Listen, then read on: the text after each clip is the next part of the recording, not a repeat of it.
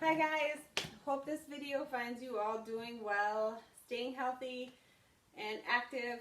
My name is Mindy, for those of you that don't know me. I'm going to give you a workout here today. It's going to be kind of a treadmill, or you can take it outdoor, so sort of like a running HIIT workout with a little bit of a core Tabata to end it. The treadmill portion is about 8 minutes, and then the core Tabata, there's 4 rounds. You can make it as hard as you want. You can repeat the treadmill or the run portion, or you don't have to. You can also just do the core Tabata by itself, or just the treadmill by itself. So you can kind of make it your workout as hard as you want it, or as easy as you want it. The first thing that I'm going to kind of go through are just some tips that I have found helpful in the last few years when trying to do some more HIIT runs. That have helped me to gain some more speed and strength to get to where I need to be with my running. Also, hopefully they help you. The first thing I always try to do is make sure that I roll my shoulders back, make sure that my shoulders are down away from my ears, and I'm not running tensed up. The next thing I always try to do is make sure that I'm keeping my arms going back and forth and not across my body. When you have that arm drive, that you're driving your arms and you're pumping them in a sprint, that also drives that knee drive, which also the combination of the two gains force and gives you speed in your sprint. So those are 2 helpful hints that have really helped me to in HIIT runs or in interval runs. The other thing you want to make sure is you want to make sure and keep your hips tucked in. You don't want to push your hips back and run forward like this. You always want to keep a strong posture, keep that core braced. Those all help and to gain that momentum of you going forward stronger, faster, and to become a better runner. So hopefully those tips can help you in this run and in the future runs that you try to do. So once you've done that, or kind of go through that, some good ways to watch and to check your form are in a warm-up. I always suggest to do a 5 to 10 minute warm-up. That's kind of what I do. You can do as long of a warm-up as you need or you want. You can do longer, you can do shorter. If it's a jog or walk, whatever is helpful to you to get those muscles activated and warm. You never want to jump right into a HIIT run without warming up those leg muscles, everything. So I always say to run or to do some side shuffles, some butt kicks, some high knees, anything that you think that can help you to get those muscles activated. Another good one on the treadmill is to put some incline in. That'll activate that posterior chain, the hamstrings, the calves, everything to help you to drive faster in those sprints. So hopefully once you've gotten through that warm-up, you can go as long as, like I said, as long as you want or as short as you want. You can walk it, you can jog it, you can run it. However you're feeling that day, that's what I would do. Runs are not always going to be your best runs every day. You're not going to feel it. So you kind of got to listen to your body and do what is best that day. So once you've gotten your warm-up in on a HIIT run, you should be good and you should be ready to get into some intervals. A HIIT run is kind of made to get that heart rate up there as high as you can, and they're not meant to be long. So they're meant to be high intensity for a short period of time and then bring that heart rate back down and then try to get it back up again. So in that effort, you want to get your heart rate up as high as you can, but in that recovery time, you also want to do some deep breaths, take that time, get that recovery, and get that heart rate back down again. So in today's workout, what I've given you is I've done 1-to-1 efforts. So everything your effort is the exact same time as your recovery. If you want to take this outdoors instead of doing a treadmill, because I know a lot of you may not have treadmills, a good way to do that is you can take a timer with you, or you can also use landmarks like Jody and Erica talked about last week in their video. So if you use landmarks, my suggestion would be make sure whatever your effort is, whatever length your effort is, make sure your recovery is the same. So maybe don't go based off of time in that case, you're going to go based off of length. So if you go telephone to telephone, make sure you recover telephone pole to telephone pole, or vice versa. You're also not going to have the speeds to know how fast you're going outdoors. So I would make sure and get in your head what effort you want to give that day. So say you want to start at a 70% effort, but your next one, make sure you're giving an 80% effort. And then the next one, give a 90% effort. Just make sure that you're challenging yourself to increase that effort every time.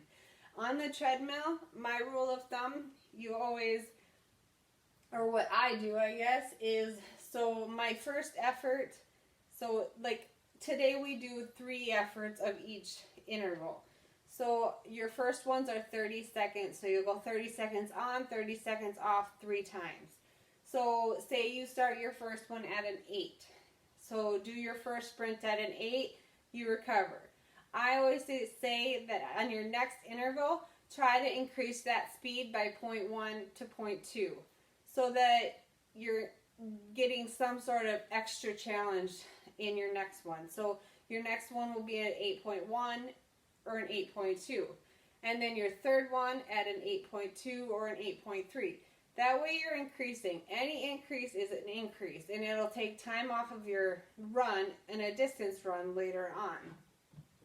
So then you're going to do 3 efforts, 30 second on, 30 second off. Then your next challenge, you're going to have 3 45-second efforts. So the challenge there is to not decrease your speed since your intervals are longer. So wherever you left off on your 30-second efforts, try and start those where your 45-second efforts are. So if you left off at an 8.3 on your 30-second efforts, try and start your 45-second efforts at the same thing. And go from there. The thing with this is it's only an 8-minute workout, running workout on the treadmill. So use that as motivation to try harder and to push yourself where you haven't pushed yourself before. That will help you in gaining some sort of endurance and you'll get your heart rate up, everything. So those are just some suggestions that I have for the treadmill workout, and we'll send you the whole workout also, but you will do 3 30-second efforts, so you go 30 seconds on, 30 seconds off 3 times, and then you'll go 45 seconds on, 45 seconds off 3 times. Once you're done with that, I suggest making sure you walk, get that heart rate down nice and far, and then you can come down and do the core Tabata. Another thing that I always think is good for a run, make sure you have good music. Any exercise or any workout always is better with good music. So try to find a playlist that can motivate you to hit those top speeds or to hit that workout. I always find that motivating for me. So once you're done on the treadmill, I will show you here a quick core Tabata, and then we'll be done.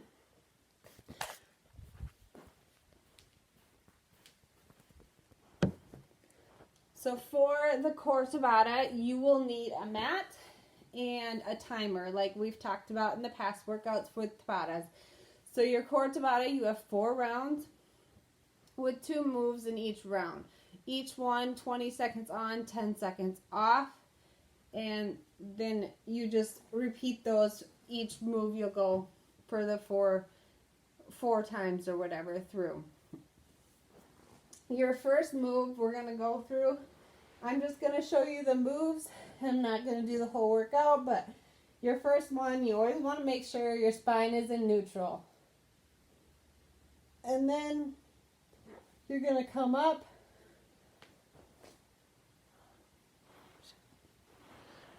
Sorry. Your spine is in neutral. You're going to go right side dead bug. So you're going to go right arm, right leg. And you're just going to keep going the same thing. Right arm, right leg. For more of a challenge, you can bring your head, neck, and shoulders off the floor. And you go right arm, right leg. Same thing. For 20 seconds.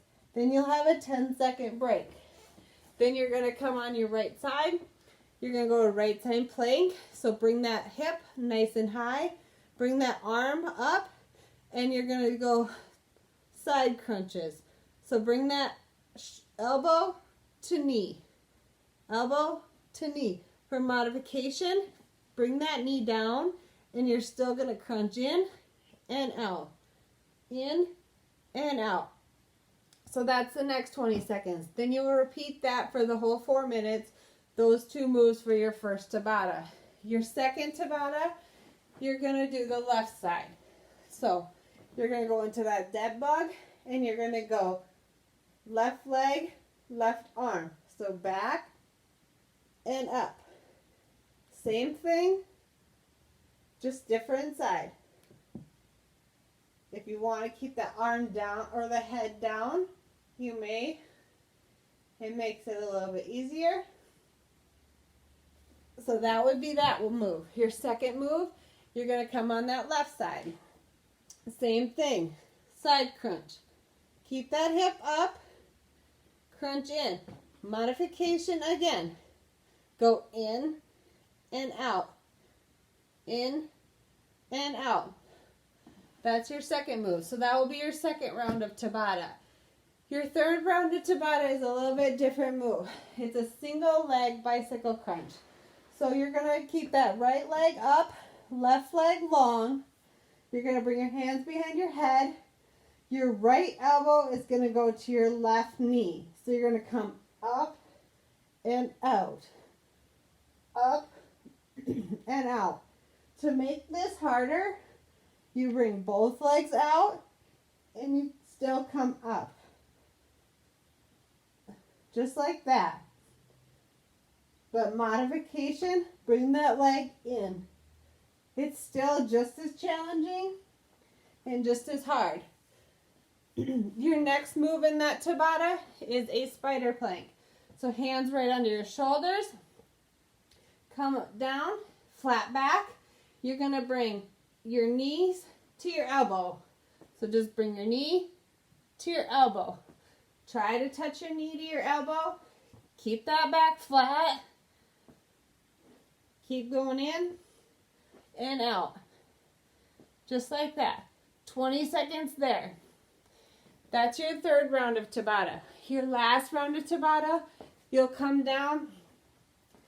You're going to keep that left leg bent, right leg out, left arm to right knee. So you're going to go up and down. Same thing.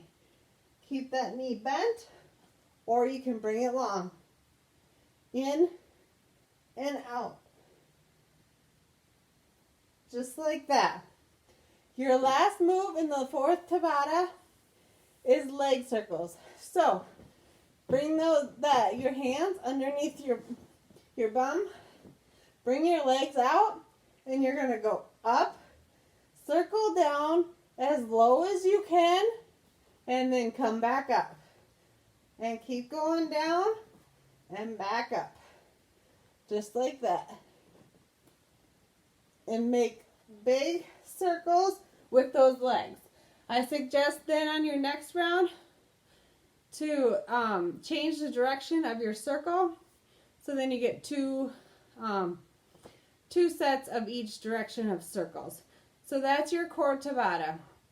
And like I said, if you want to make it a little bit more of a challenging workout, a good suggestion would be to do the 8-minute treadmill, 2 rounds of core Tabata, the 8-minute treadmill again, and then the other 2 rounds of core Tabata. That would make it around a 32-minute workout. Otherwise, you can just do core Tabata or just do the treadmill. Either way, I hope you guys enjoy it, and I hope this finds you all well, and I hope to see you all soon. Thank you.